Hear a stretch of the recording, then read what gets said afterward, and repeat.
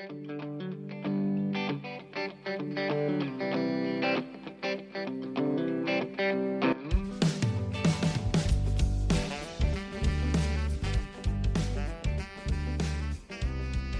did you find with those who you were counseling through this last year who were stuck at home with one another in uncommon situations? We have never seen the amount of work, which I thought, well, people aren't going to have money for therapy because it's just, we're all hunkering down. And the wait list we have for couples in particular, who COVID has just unraveled and put a spotlight on the parts that were already hard in their marriage, they have just amplified.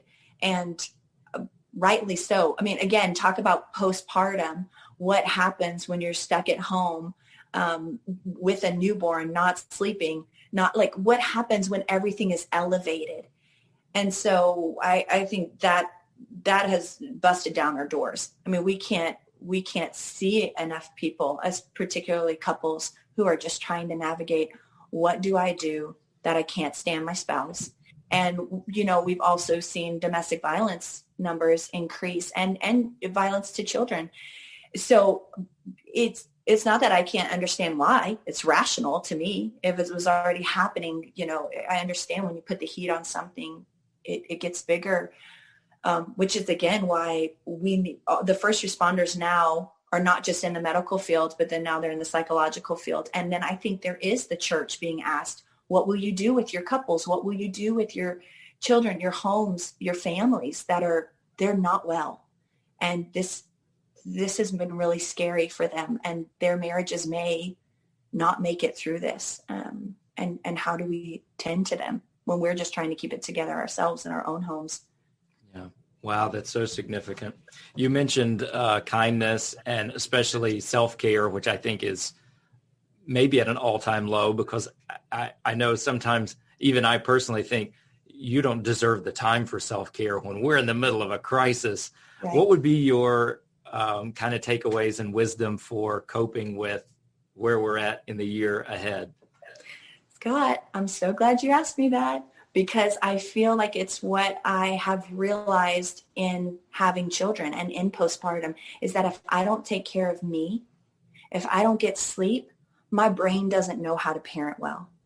So it is unkind for me to expect something from my body after a sleepless night or after 4 sleepless nights. So what I'm going to expect from a society after a year of quarantine, what I'm going to expect from a marriage after a year of quarantine, again, yes, it's kindness and yes, it's self-care, but it's not just take a bubble bath self-care. It's deeper than that. It's what is happening in you. And usually it's grief that we don't want to engage because it takes our energy. But I know when I take a 20-minute walk and I tell my partner, I need you to be on them, I'm going to take a 20-minute walk. And I usually end up crying somewhere on that 20-minute walk. And I would say for my husband, he goes on but that's what I match. Right after I say, okay, you go on your 20-minute walk. And he doesn't usually cry by the time he comes back. Maybe he does and doesn't tell me. But what I'm saying is there's something of, we have to figure out how to be a team. And as cheesy as teamwork makes the dream work sounds, there's something really, it's a very cheerleading kind of statement in our home, because we're in a world we've never survived yet. And so part of this is practice, or we look at it in my home as practice of how do we run a marathon well? How do we do those last miles well, those middle miles well, when we just want to stop? We don't want to. And so we just have to tag team, or else we're going to kill each other, honestly. Like it's just that true. And most days, I'm not telling you like we do it perfect. Most days we're terrible at it, but we both are for each other, and we remind each other that this is unprecedented, and we understand the psychology behind it. Our brains are tired. We're not getting sleep. We're not getting reprieve. And a society that hasn't gotten reprieve for an entire year, wow, we need to make sure we're sleeping. We need to make sure we're okay. We need to make sure our peace is somewhere in there. And we have to hold on to that to then come to the hard work of running a daycare, being a stay-at-home mom and teacher, also working full-time and taking care of clients. Like there's just, it's a discipline. It's a discipline. And I think for New Year's resolution, like there's a sense of my husband and I are trying to lose weight. And I think our resolution is even deeper than that, is like, will we practice kindness and self-care? And will we protect the other person's self-care? Because we don't know exactly how long till we're at the finish line. And that's really scary when you can't even know how long you have. Like we have an idea maybe, but we have to be extra kind when there's that dissonance. Like, I don't know when it's going to fully end or if it will. That's a very overwhelming thought. Yeah. That's so well said. And that's so comforting, because I think a lot of times people just, the last person to receive care is self in so many situations. I feel like in this, and I've noticed that there are even those who we've interacted with that may not have been affected personally. They've not gotten sick. No one they know has gotten sick, but they carry almost this grief of, well, why haven't I been affected? Why?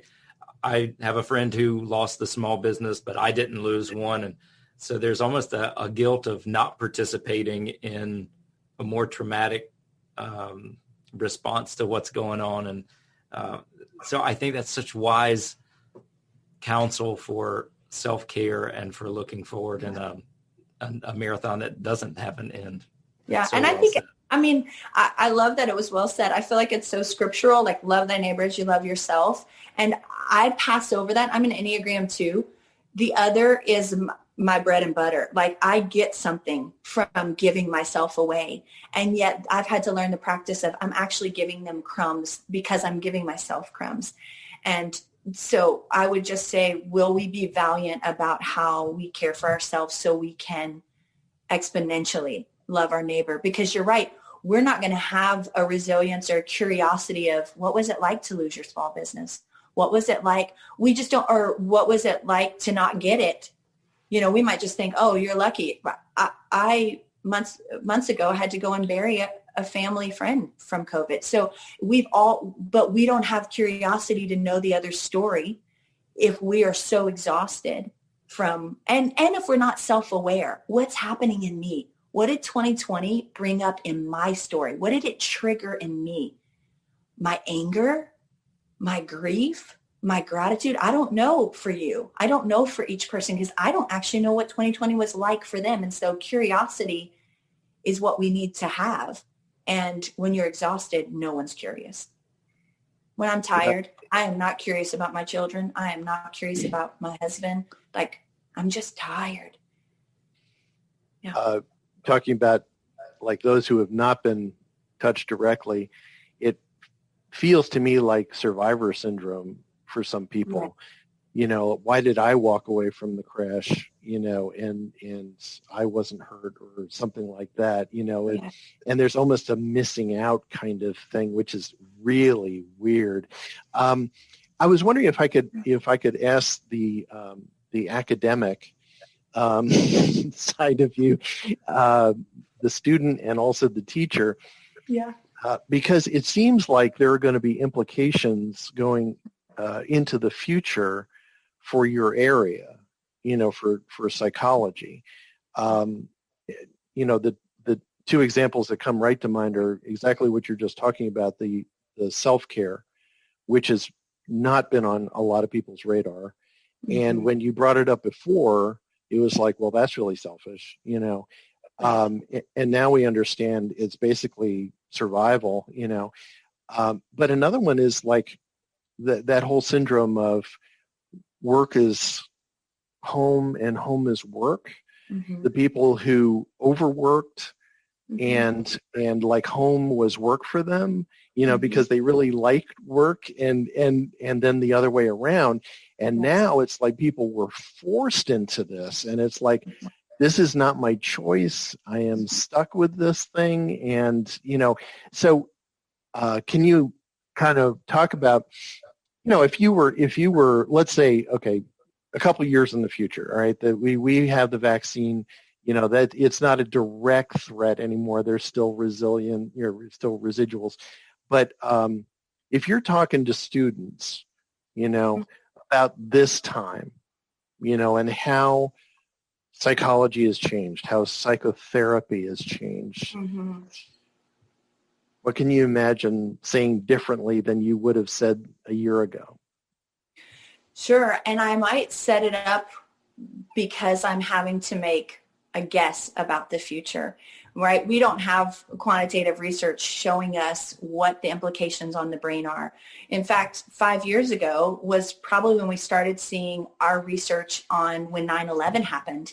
And, some of the research I worked on was what was happening in utero for women in their third trimesters who went through 9/11. So we don't actually completely understand, especially in neuropsychology, we have not kept up. We can't keep up with the brain. So we don't know the impact on the brain. And we have some research, but it's so wide open. So we are just 5 years ago getting research on effects from 9/11 trauma. And then 10 years ago, we're getting the effects of the first time a computer was in the living room and pornography was brought into the home, and the effects on the brain and how that's affected sexual development. I could go back to the Depression. My grandmother, who rubber bands everything together, and she keeps everything so frugal and tidy because she lived through the Depression. So we don't know what we will look like as survivors of 2020. We don't know yet what will be said of us and how we'll bounce back. But you're right, there is a survival there that's happened, and we don't know from this trauma and from this trauma bond what our culture will look like. But we do know that this will go in the history books. We do know that people will reference as, oh, you went through the pandemic. You went through 2020, and the effects of how we live will be noted. But you're right. I think it will take years of research to know. Right now, so much of our research is just getting a vaccine.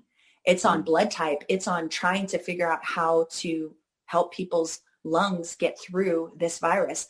So we've put all our energies to that, and we're exhausted, and psychologists are overworked. So I'm not expecting neuroscience and research coming anytime soon. But my guess is, what will the body respond to when it's back in person, and when there is touch, and when there is connection and intimacy?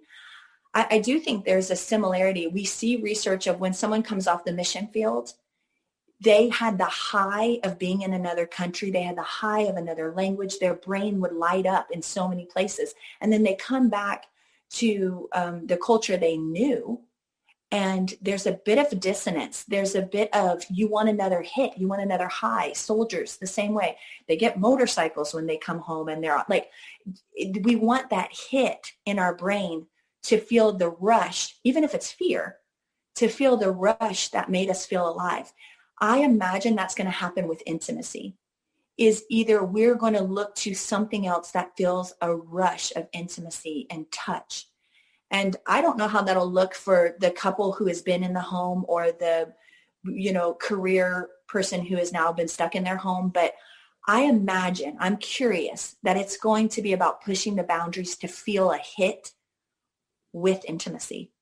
I mean, I can't prove that, but that's what I'm looking for. And I imagine people are going to want to be in person. They're going to want to feel again the threat of something, to feel alive. So that could go either way, right? That could be a very positive thing or a very negative thing.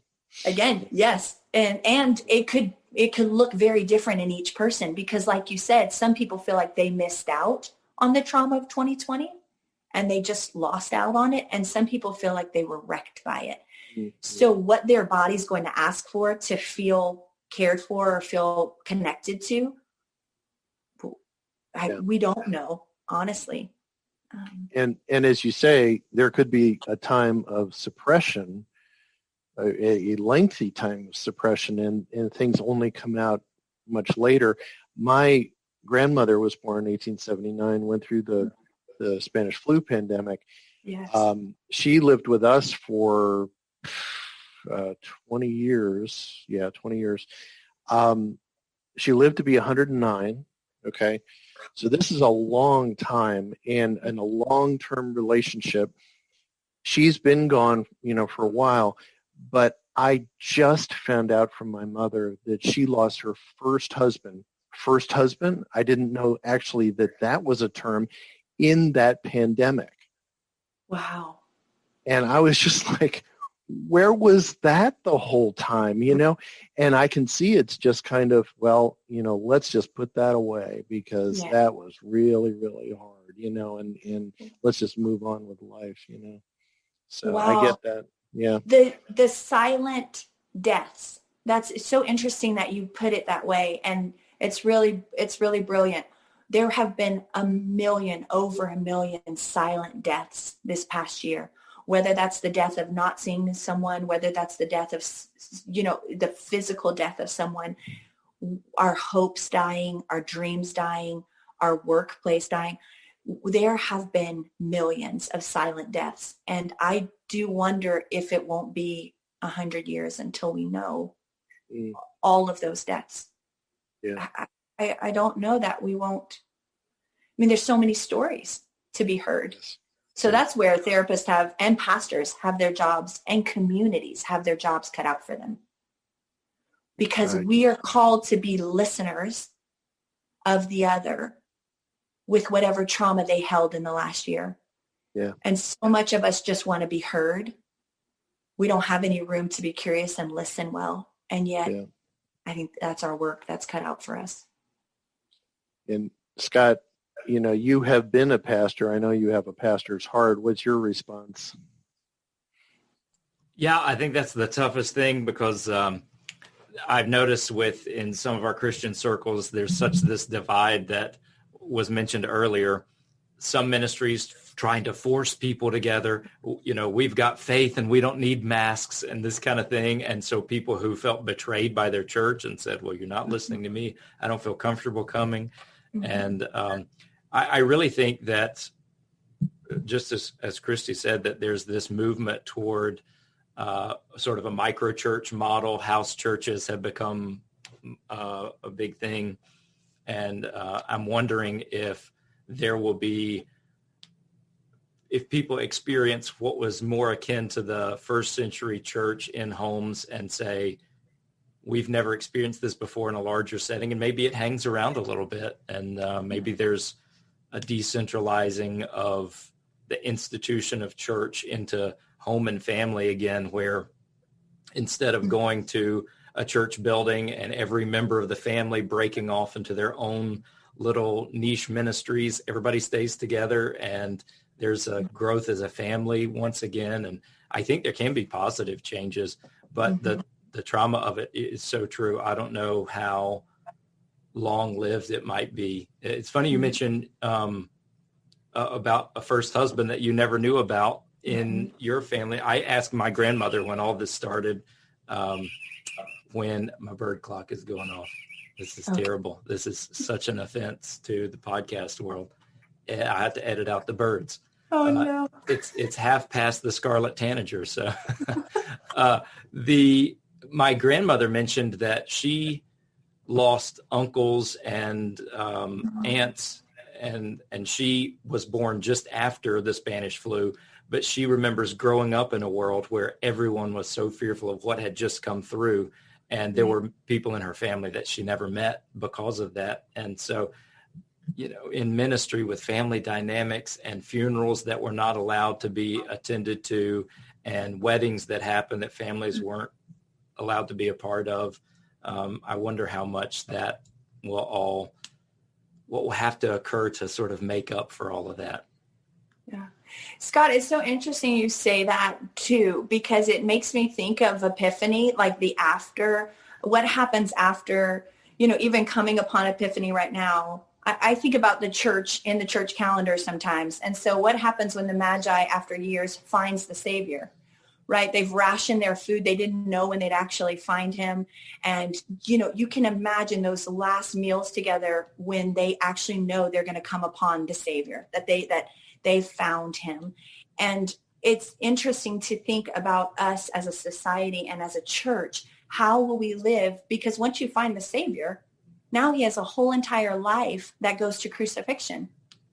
It's not, it's like being in the upper room after the crucifixion. Like there's just these weights of what do we as followers of Christ, how do we live after trauma? How do we live with the threat of it happening again?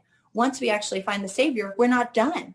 We're still waiting for heaven. And so it's interesting to think about, the Spanish flu and this, person feeling the weight of that grief and that trauma and that fear. And I wonder if it's not an invitation. How will we live after we've known death, and after we've known the not yet, but we've come to a new year. We will find a vaccine. We will survive. And what do we do after that? Because that potential for loss of hope is very, very evident to me in this moment. And so anyway, I was just thinking because it's Epiphany, we have an Epiphany dinner. I'm always telling the children, they hadn't found Christ yet. They were, the Magi were searching for him forever. They were traveling and they were, at the end, the Feast of the Magi is because they finally found the Savior. But then we go into 33 more years and then a crucifixion. There's something so crazy about this ask as believers. And I just wonder, how will we as believers respond to the ask of the present day, of the pandemic, of we know the stench of death, and there is still hope, and we are moving towards something. And so how do we thrive in this calling that is not safe, but it is good? Well, and also, how did the wise men feel with basically death in their wake? They leave, and then all of these children are killed, Yeah. And I have, I have to also think about my grandmother again. And not to be a downer, I really want to be an optimist. I want to be hopeful in all of this. But she went from the Spanish flu to the Depression to World War II, and she had already been through World War I. And so, I want to say it's uphill from here, and it'll be, yeah. But who knows? I mean, my goodness. I will say, though, no doubt, there is a resilience yes.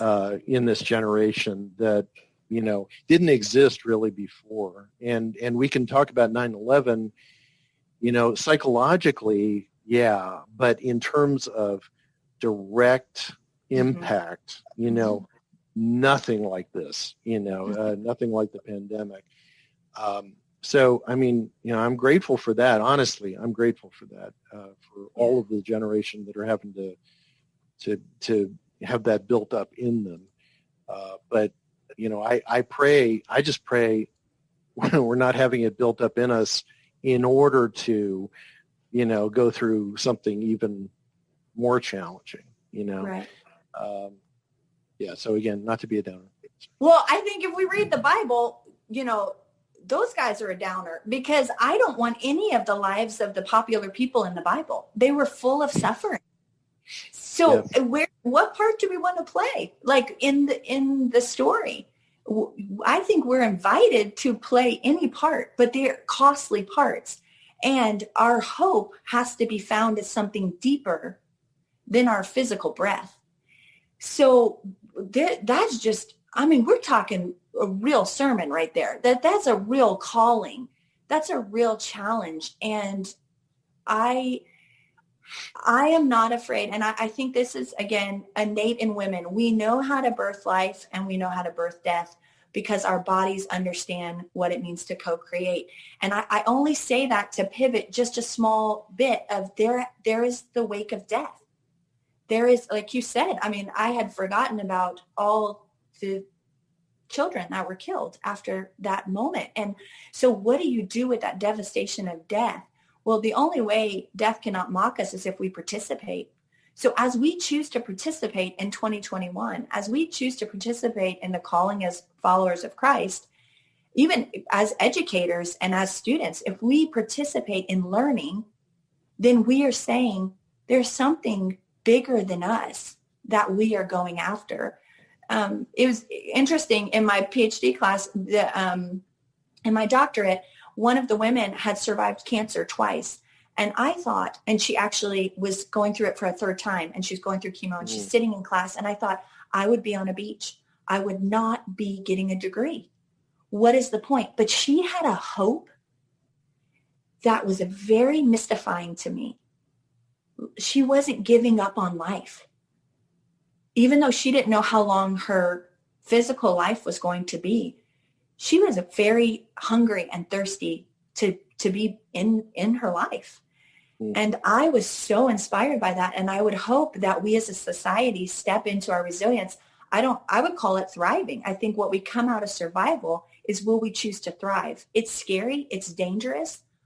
But that's how I want to be found living, because I was just very aware of death last month, yesterday.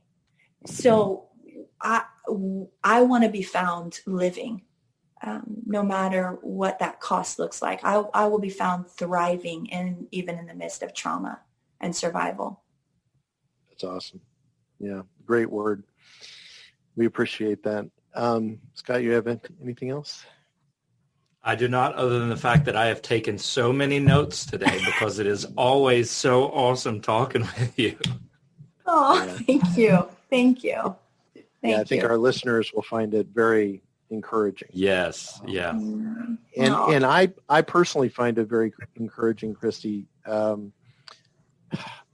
hope that you continue to have, because you hear and see a lot, and a lot more than most of us do. And you've always talked about how kind God is, and it, honestly, I can look at you and I can say, literally, if she can do it, I can do it. And that's very, very helpful for me. I want you to know that. Thank you, Paul. So we just always love talking to you. And we'll definitely be talking about your new book. No question about that. Thank you. Well, I was delighted when you reached out, and I want to bless you both for what you do and how you are bringing words and bringing hope and bringing truth. And that's costly, that you're caring for so many amidst probably your own exhaustion, both of you. And so I bless you for the work you continue to do, the good work. Thank you so much. Thank you. And thank you to our listeners for being with us once again. And we just pray that you will stay safe and stay well and be encouraged. Thanks for listening to Moments That Matter, a podcast that looks at the moments in our lives that come along from time to time that have consequences long after the moment, especially those moments that have to do with the choice of vocation. In his book, Let Your Life Speak, Listening for the Voice of Vocation, Parker Palmer speaks of a clearness committee in the Quaker tradition, wherein a group of older, wiser people ask questions of someone considering a life choice as a way of clarifying the next step. We may not meet with a committee about these big decisions, but we all have these critical junctures in our lives, which we can think of as clearness committee moments. We need to pay attention to these moments because they are profound and potentially life-altering. We'll relay stories from our lives and interview others about theirs, especially noting the clearness committee moments, those we choose to recognize and those that were sadly ignored, those decisions that were made with God in mind and those that were not. Our hope is that these podcasts will cause you to think of the same kind of moments in your life with new clarity.